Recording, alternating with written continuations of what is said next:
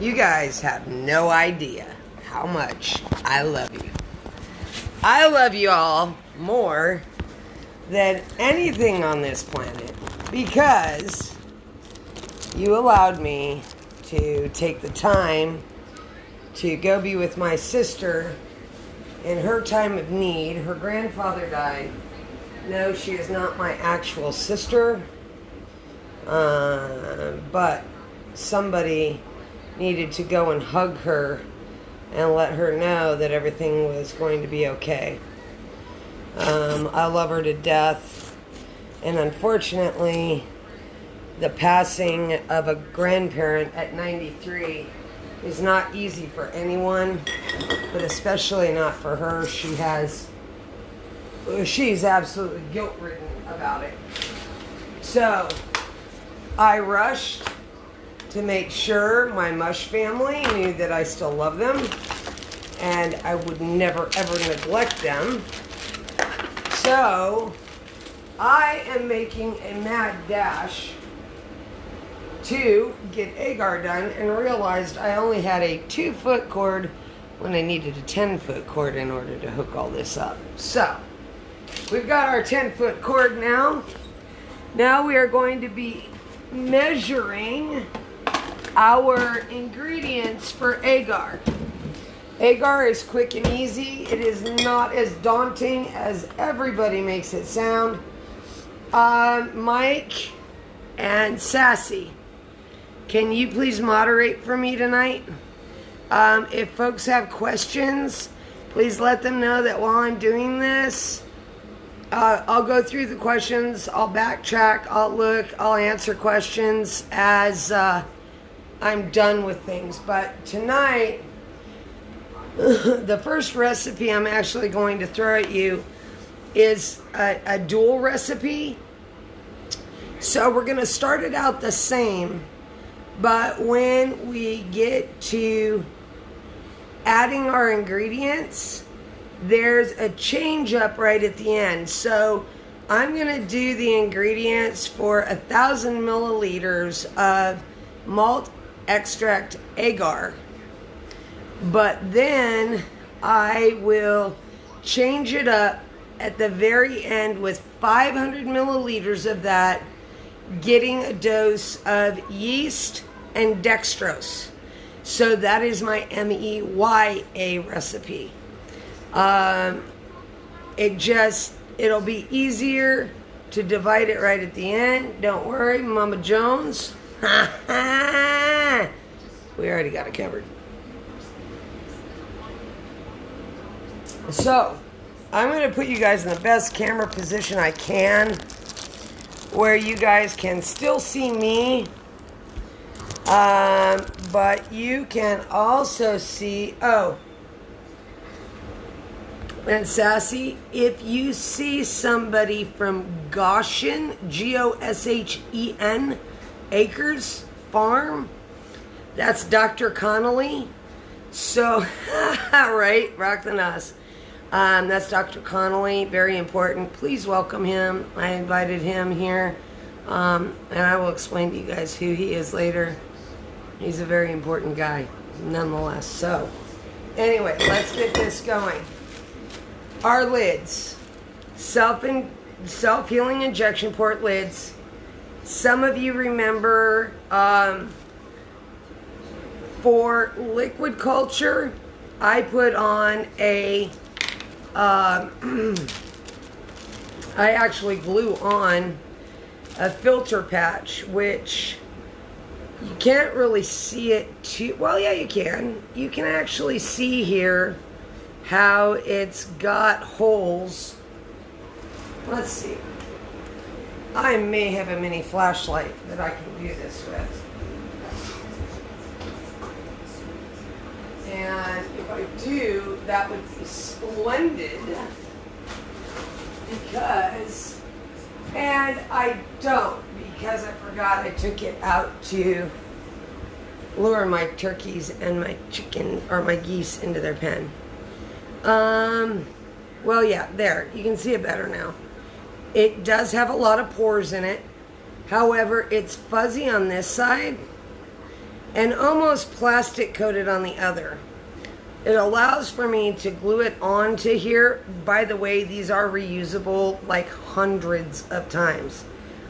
All you have to do is rip this part off and replace it, and I'm all about reusing. So this is for liquid culture. However, when we go to steam anything, grains or agar that doesn't require for something to be in place for a long period of time, this is going to be your best friend.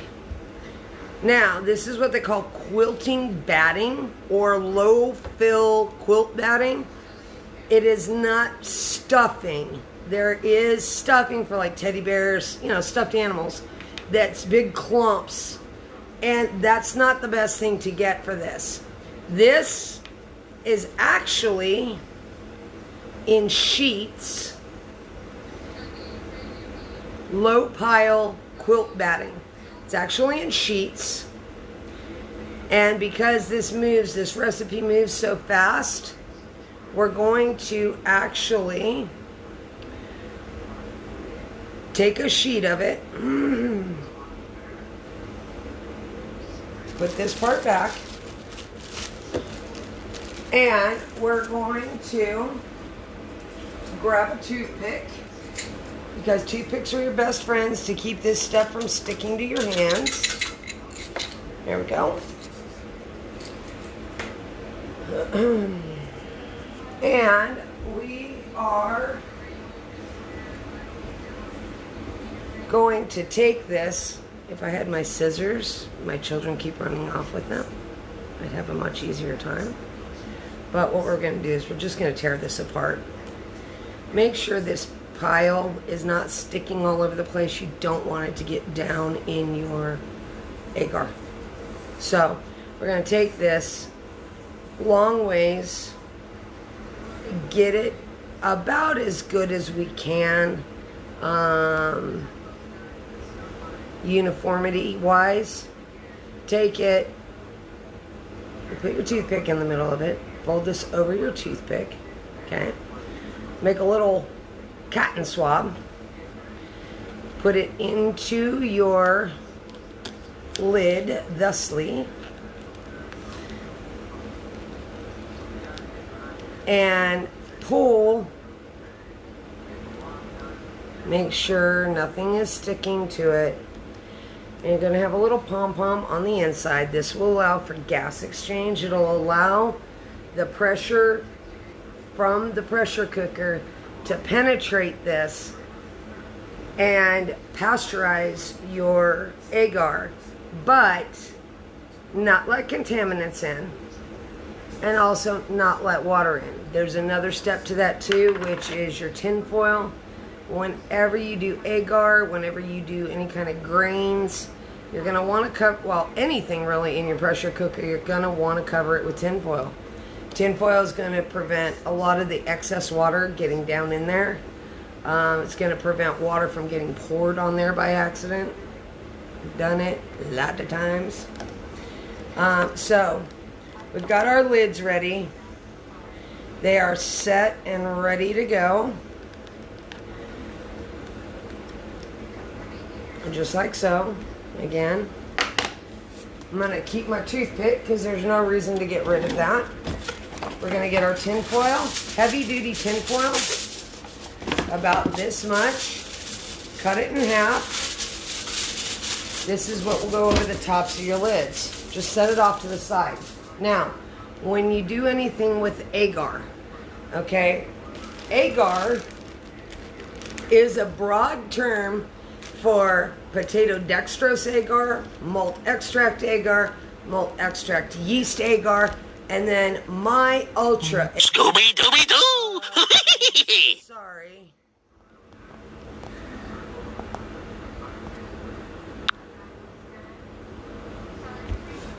I needed to turn off my notifications or we're going to be hearing Scooby-Doo all night.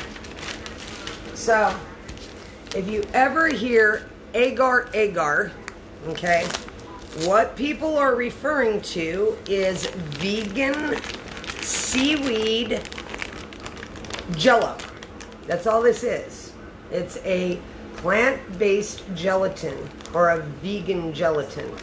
You can find it at most Asian markets, Indian markets. This brand, this bag was $50, I think. This has lasted me almost 3 years. It's a lot of agar. Or agar powder. Okay? So, we're going to grab our giant jar and our 2 smaller jars. And remember, I told you I'm going to split this, okay? One's going to be malt extract. One's going to be malt extract yeast agar. So, those are off to the side. It's also good if it's cold outside to make sure your jars aren't real cold, because you tank the temperature of your hot water, and that agar will start setting up almost immediately. So, get all your stuff warm. And we've got our agar powder. We've got our malt extract. Now, this is where people's opinions vary. I have my recipe that I've used for a very long time. I'm so sorry you guys are catching all the glare off my lighting on my glasses. Let's see if we can... Oh, that's even worse. Okay, let's see if I can do it this way. Better. Okay. I like both. I like dark malt extract and I like blonde. Now this is used for brewing beer or wine. I think they use it in wine. Mostly beer. For this recipe, I will be using the extra dark. This is the blonde, just to let you know. Okay? There. And the only difference really is the nutrients that are in the malt extract. The darker one, just like with your grains, has more nutrients in it. Millet, rice, popcorn, grains like that are lighter in color don't have as many nutrients in them as your darker grains, your rye, your wheat. I've known people that use soy. I've never used soy, so I can't attest to it. But we're going to use our dark malt extract right now. And because I am running 1,000 milliliters of this, I need to get my water. Hold on. My water needs to get heated up. I am going to be using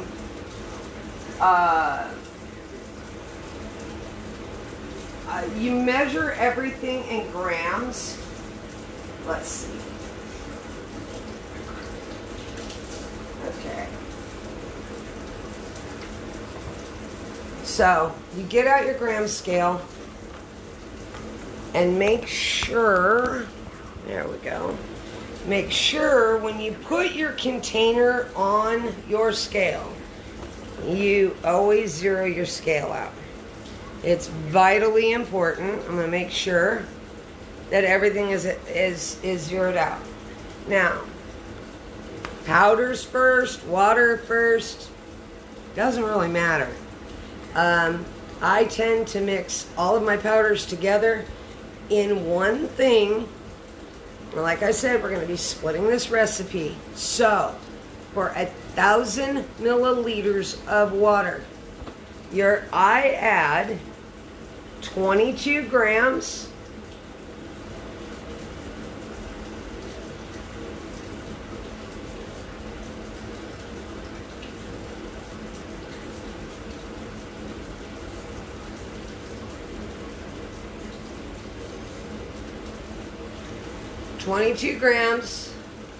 of malt extract. Okay. This, by the way, obviously doesn't need to be done in your still air box. It will need to be finished in your still air box. This is not sterile or pasteurized yet, so we're good. We're good. I am going to put a piece of tape on this because I have seemed to lost my tape. It's really, really important, you guys, that all of your malt extract, your agar powder, your dry ingredients are kept very dry. This stuff, this malt extract, clumps up like you wouldn't believe, and it clumps up very fast. Very, very fast. So, I keep it rolled up like this, airtight, and then I second that by putting it again in another bag and force all your air out of this bag too. Okay, so we're done with our malt extract. Set it off to the side. Now, you've got 22 grams in here. Move this slightly. Leave it in your container. Zero out your scale again. Your agar powder. 22 grams. Watch out when you go to start pouring this because it will slosh everywhere.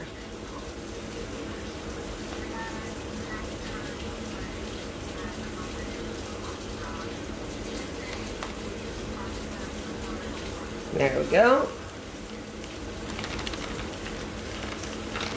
Again, fold it over. Try to force out as much air as you can. Fold it over, and start twisting so it is airtight. And this one goes in a bag.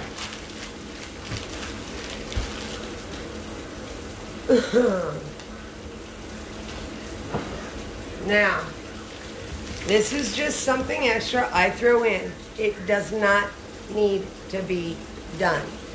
This is just something I personally use. It is dextrose powder. It is a different sugar. It is a simpler sugar. We're going to zero out. And I am only adding 1 gram of this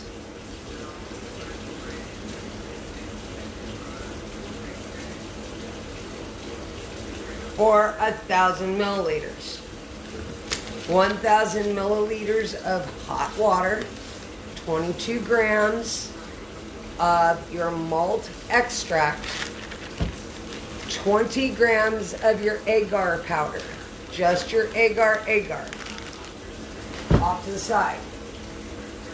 The difference between one recipe and another recipe is one simple ingredient. And this is it. I'm not adding this yet.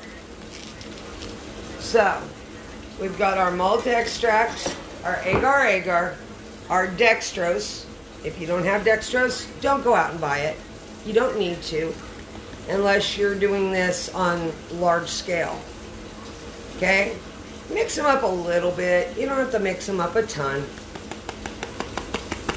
Make sure the bowl you're working with doesn't have water in it.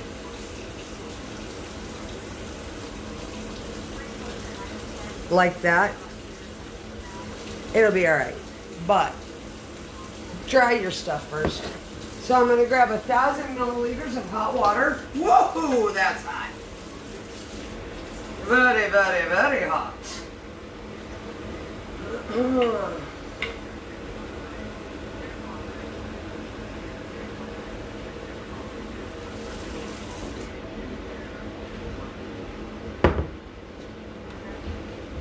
And get a lid.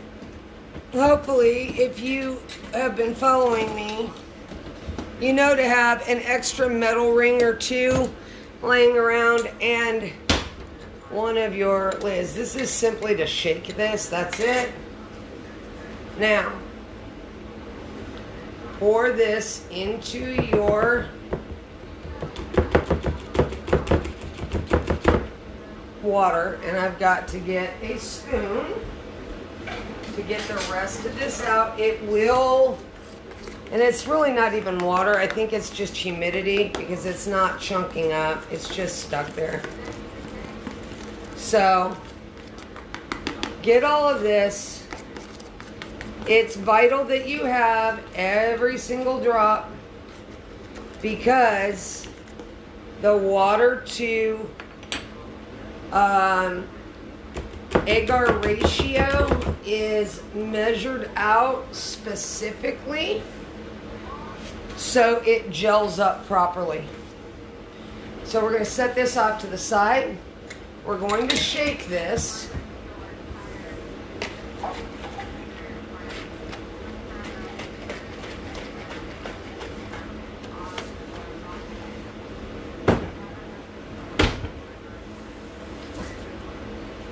Agar and malt extract are very sticky substances. Even the powder floating in the air is extremely sticky. So it's always good to have either a wet paper towel or a washcloth around. I try not to use too many paper products. So we're going to shake this up, and as you see, no chunkages, okay? No chunkages at all. And I'm going to heat up this because it's cold. I'm going to just heat it up with a little bit of hot water. Just run the water over your glass. Just to heat it up a bit.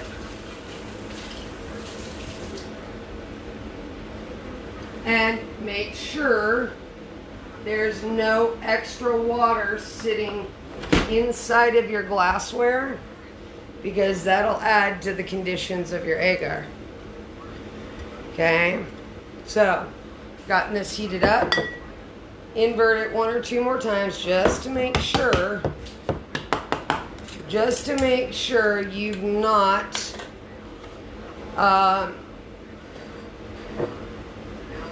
let everything settle. And good Lord in heaven, I cannot see my markings. Okay, there's my marking right there. And I'm going to pour this.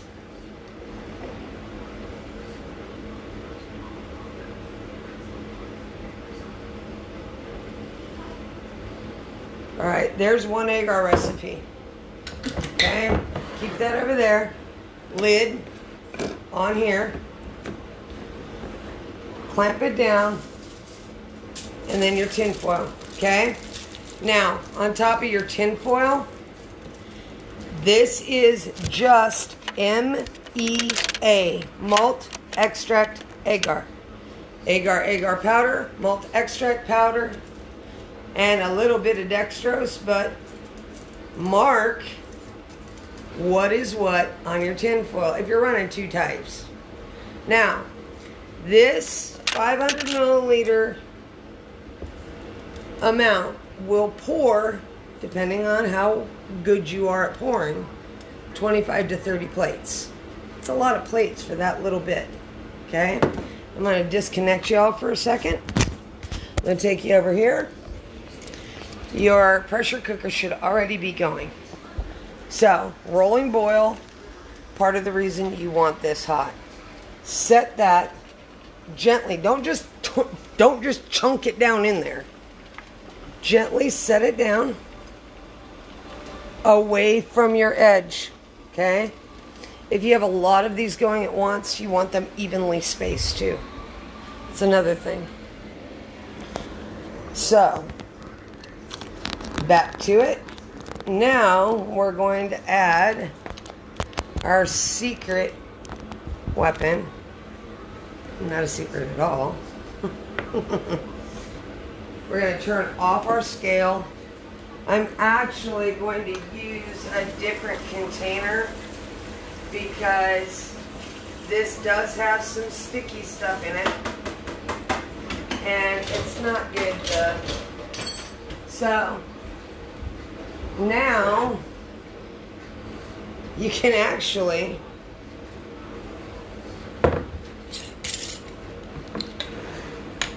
just take it and actually put it on your lid because you're going to be shaking this. The thing about your nutritional yeast, if you have a Trader Joe's near you, okay, it is cheaper to buy nutritional yeast at Trader Joe's, and not sponsored by them, not supported by them. These bags are 2 for $5, okay? Nutritional yeast, the minimum I saw on Amazon for the same amount was like $12. So significantly higher cost when you go, you know, through Amazon. So it's 22 grams of malt extract, 20 grams of agar, a gram-ish of dextrose powder, but you do not have to have that. And then I split my recipes, Mel, so, and that's 1,000 milliliters of water, okay? But I've split off my recipe. 500 milliliters of the malt extract, agar powder, and water are in a different jar. The second recipe is going to have nutritional yeast added to it. That will make it MEYA, malt extract yeast agar. Okay? When you get this stuff, I thought I had it setting out, the other bag of this. When you get this stuff, it'll look like flakes of goldfish food. You don't want it like that. You want to get it to where it is a powder consistency. Run it through your coffee grinder, run it through your blender, whatever. Get it down to this consistency. It makes it more available for the mycelium to grab a hold of. So, I am going to use my lid, or actually, you know what I can do? Let's not do that. Let's turn on our scale again. We're going to put our other container that we're going to pour into on the scale. We're going to zero it out. And for the MEYA, you're going to add 2 grams of nutritional yeast.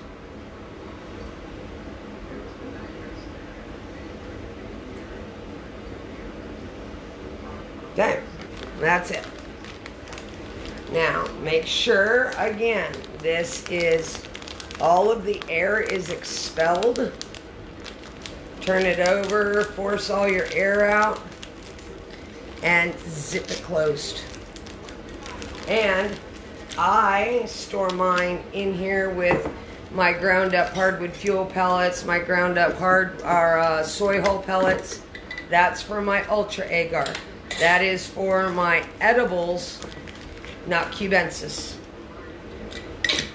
I mean, you can grow cubes on it. It works in a pinch. Or for long-term storage on cubes.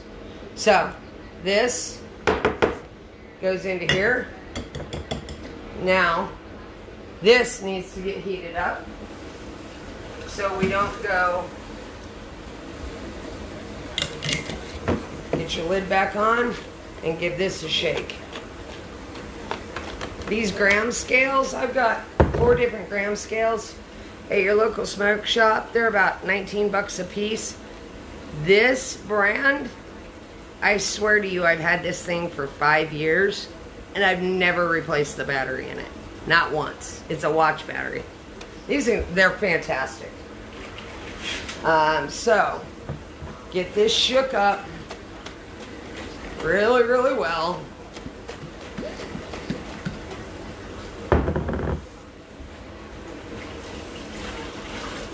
Now, drain all your water out and get this dry.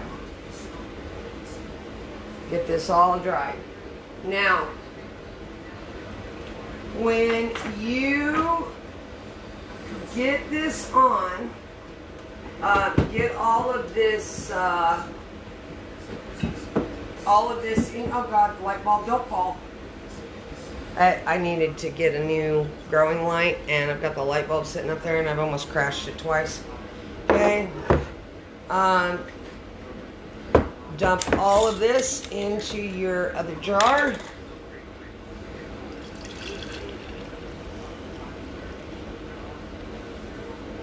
And get as much of that stuff out of there as you can, okay? Make sure it's all out. Now, don't let this set in your sink. Rinse it immediately because it is quite messy and will stick on your glass forever. Our lid, make sure it's nice and secure.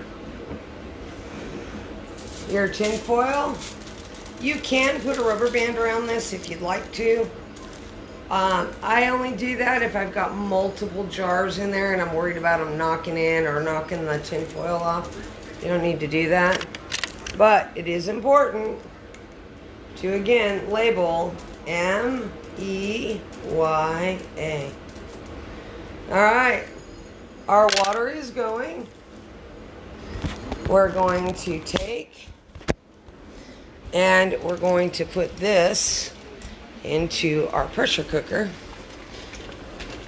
right across, and I just dunked that in there. I'm really glad it did not pop and shatter on me. Something I'm going to tell you about pressure cookers.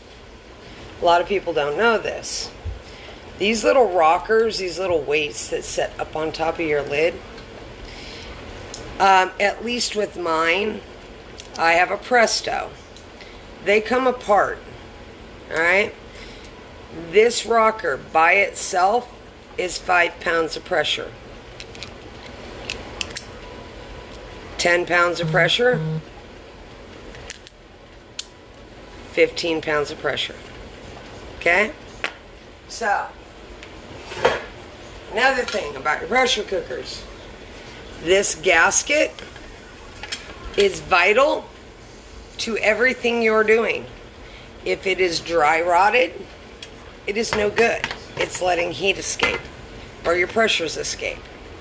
It is very important to, once a month, check this gasket to make sure it's not cracked, it's not splitting, and that it's oiled.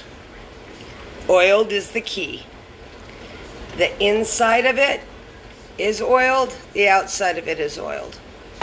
That makes your lid easier to put on and off, and it also protects, I use olive oil, it also protects your gasket from rotting.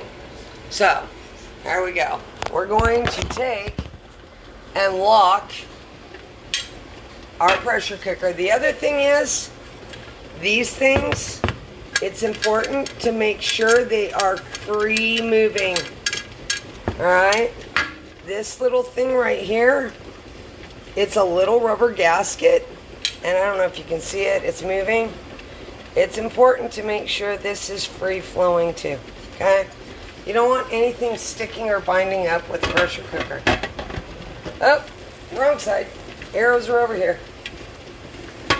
Alright. Lock your pressure cooker down, just like that. And because this is already boiling, it should not be a long period of time to where you see massive amounts of steam rising out of the center of your pressure cooker lid. And when you see that, your little pressure relief valves will pop up. Once those pop up, and this is a solid stream of steam coming out of there, then you add this, okay? When you add that, it takes about 3 to 4 minutes generally for it to start rocking. Once it starts rocking, that's when you set your time. However, when you set your time, turn your pressures down from high. Well, for me, it's halfway down.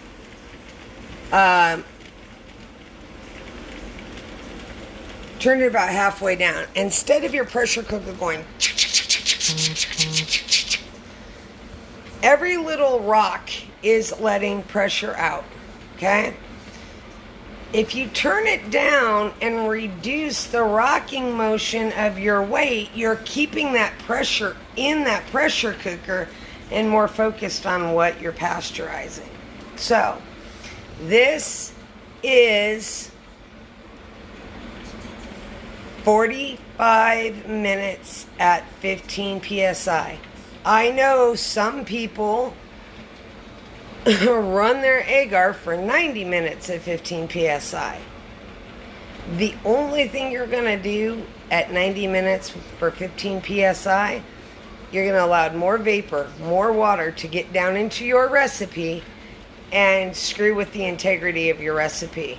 So it's really, really important to not allow, hi Lori, not allow your water, your steam to continue to penetrate that agar, because it will just become soup in your Petri dishes. Now, your Petri dishes should be able to be held upside down like this and shook, and they don't go anywhere. Just like that. I'm shaking that thing hard. I just don't want to screw up. Now, this is a beautiful thing. This is from 2 nights ago, y'all. Actually, today's what? The 6th? Yeah, the 6th. That's a beautiful thing. That's absolutely gorgeous. Oh, can we see it? Can we see it? Look at how beautiful that is. Now, Agar does not lie. Agar will show contamination quick as the sun rises. You can tell by looking at your Agar through a light. Actually, you don't even need a light. You look at the back.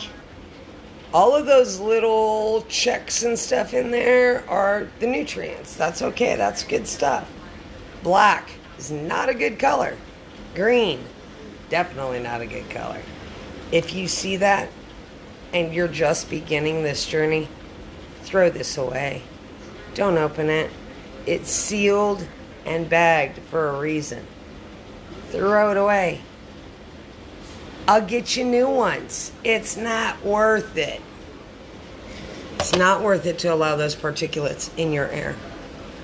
Now, these things, okay, is this contaminated, you guys? Let's go this way. Is this contaminated? Let's get out of that light. Let's see if anybody... All right, let me turn like that.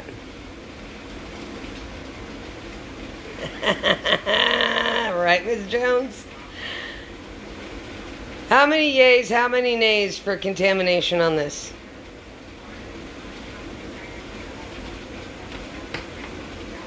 I'm going to give you a second to think about that. We're going to walk over here. We can see this is up.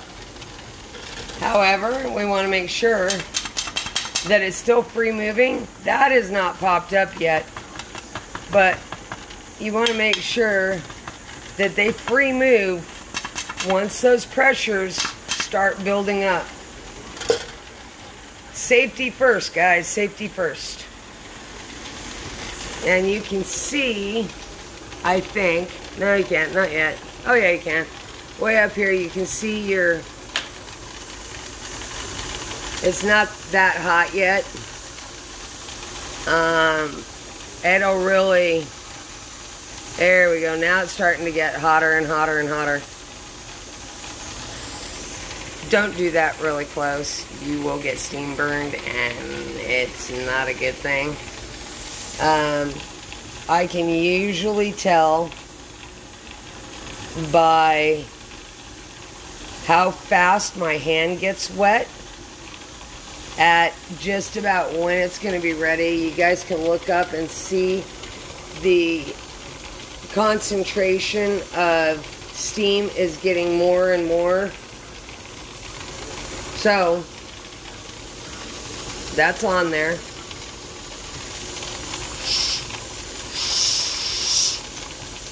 Almost there. Another 20 or 30 seconds. And okay, so let me see. Okay. Blondie says yes. Laura says looks good. Double Duchess just joined. Okay, so that question was on this plate, Double Duchess, since she just came in, does this look contaminated or not? There's two totally different things on this plate. Is that contaminated or is that okay? So, I have no, I'd say no. Mike, did you, Pops? Okay, no, he said no. Oh, we're there, guys. All right. Okay. That really just locked in everything. Oh yeah. Now those won't move at all. So we're going to wait for that to start rocking. All right. For those of you that said no, you're right. There's different types of growth on this plate, but there is no contamination. And I just proved it to you. There's nothing different except that this was spores, and the spore didn't decide what it wanted to do either way, okay? You have Tomentos Growth, which is mycelial growth without a pattern. It's just random. Now, Tomentos Growth is very common with shiitake, oyster, reishi, ganoderma, Tomentos versicolor, turkey tail, a lot of your edibles. It's common. Now, you can get it to rhizomorphic growth, but its usual pattern is Tomentos Growth. So, same plate, same little patch of spores, one little bloop bloop in the middle, and we've got Tomentos over here. And does anybody remember what growth this is called? Does anybody remember? No, this is not Enigma. This is Z strain.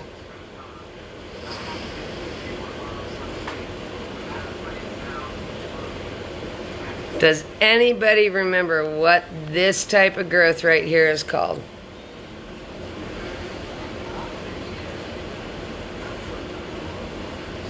Each individual tiny little strand, let's see how close I can get without bugging out my camera. Each little individual strand here is called hypha. Hypha forms, you got it, rhizomorphic growth. There you go, rhizomorphic. So, if you ever see somebody R-H-I-Z-O, that's what they're talking about, rhizomorphic. That's the growth you want to see.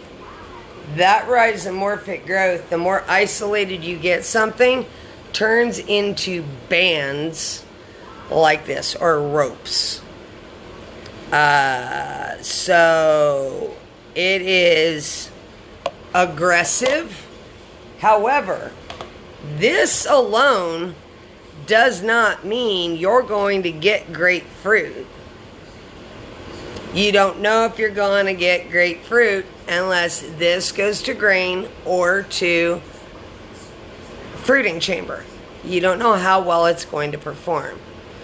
Now, I know this is going to perform because this is already fruited. This is a second generation fruit. This will be the end of this PE Uncut. So, it started out as spores, was formed into rhizomorphic growth. Rhizomorphic growth was then transferred, the agar was transferred into grain. The grain was colonized by the mycelium. The mycelium completely coated the grains. The grains were crumbled up, thrown into substrate, grown out, produced mushrooms. Those were harvested, spore printed, started on new agar. Agar was transferred from agar to agar. This is second generation. This is as far as I will take it. And there's a reason. You don't want to get further and further and further and further away from your original genetic. And that is only because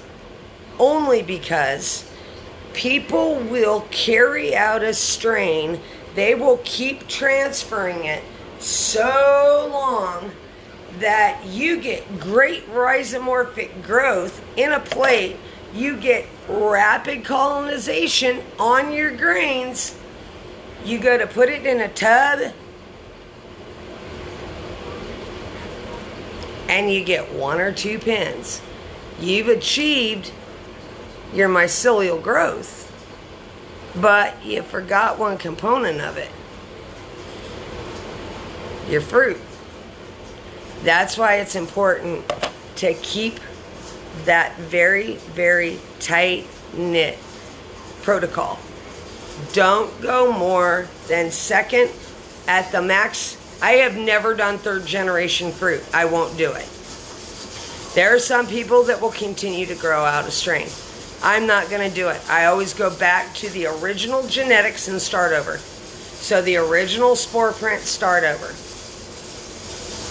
That's something to remember. That's something very important to remember. Now, it sounds like we got a bomb getting ready to go off.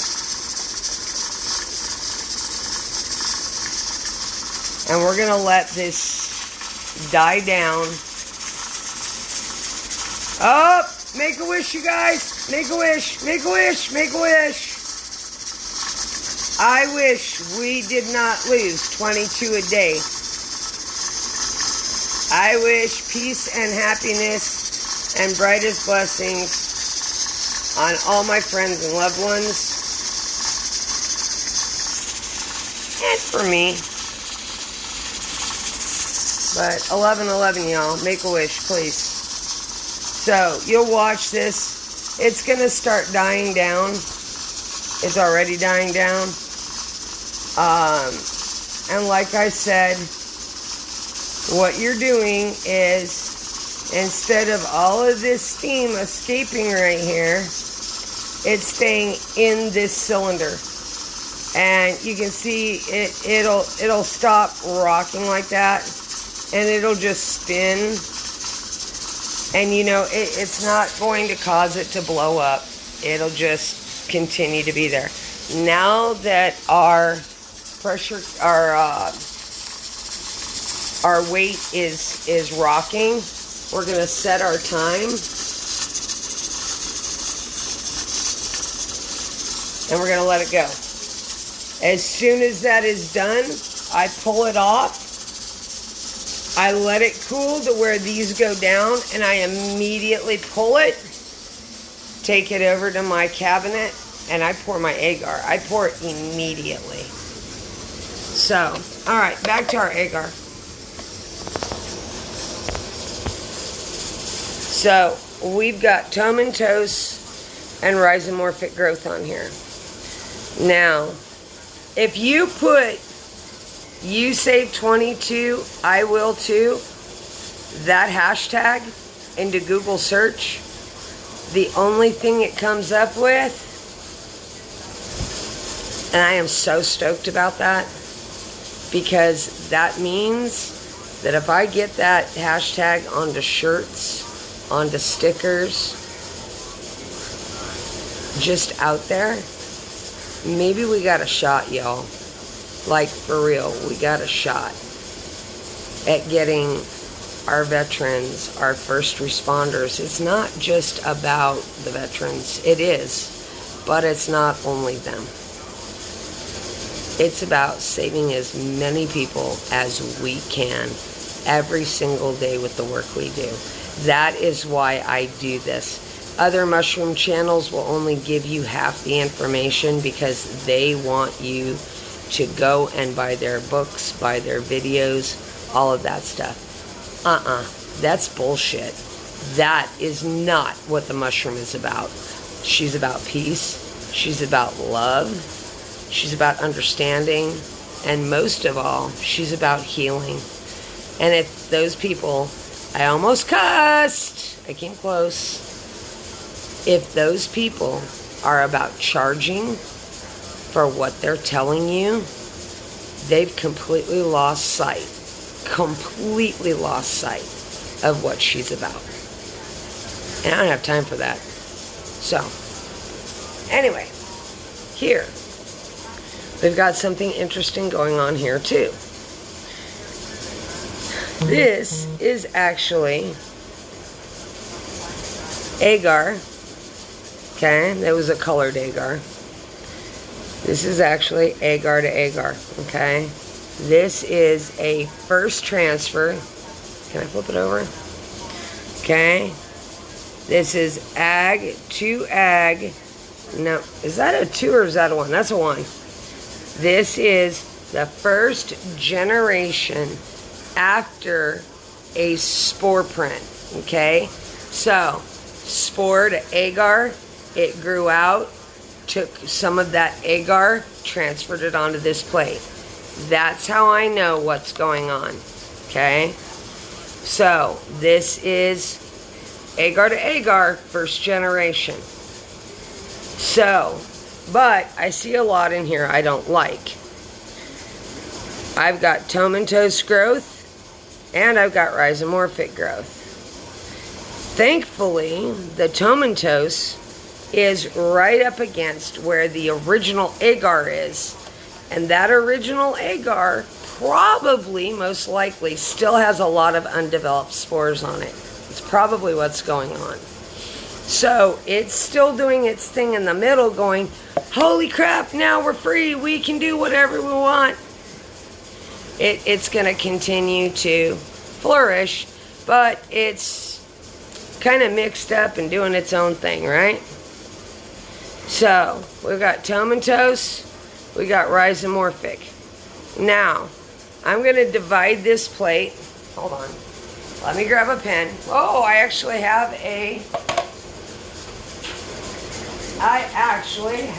a colorful pen here. I'm going to divide this because we're going to use it anyway. We've got, and notice, agar to agar, agar to agar, Z strain, same agar dish. Okay, so I'm showing you, it's legitimate. Same agar dish, you can tell by the color. Okay. This says number 2 because I'm going to be testing. I wanted 4 of number 2, 4 of number 1. These are in testing to see what comes out better. And I'll explain that in a minute too. Right now though, I am going to divide this. I have something to... Well, shiza. Here we go. I'm just going to use a corner of my scale. We're going to divide this into 4 parts. Okay?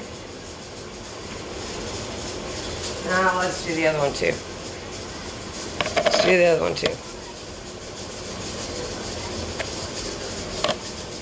I'm teaching you guys genetic work, and I'm making it as easy as ABCs. So, okay, since my writing is down here, this will be number 1. We'll go clockwise. Number 2, number 3, number 4, like that. Okay. This one, we're going to orient it. Number 1, number 2, number 3, number 4. All right. So, and just for shits and giggles, I made it all the way through without one cuss word, one single cuss word. And I just used a phrase, I am so sorry. This cannot be used for YouTube now. Well, crap. So we're gonna take a gorgeous plate and we're gonna do the same thing.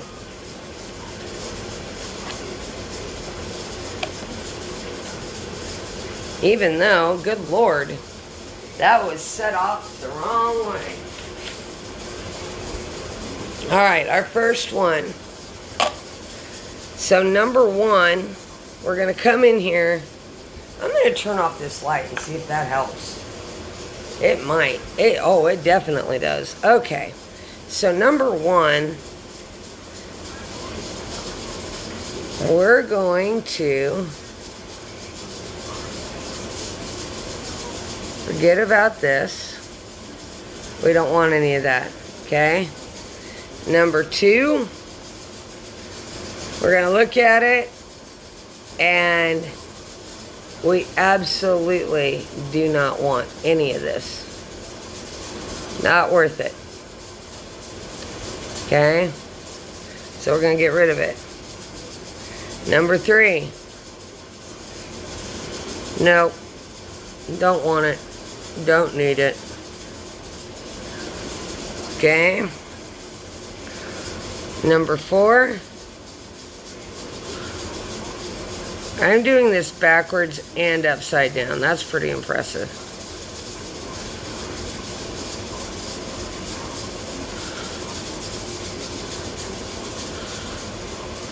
Alright, so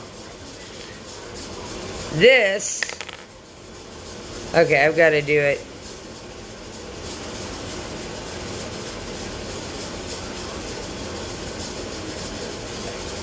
I had to flip it around because I could not do that upside down anymore.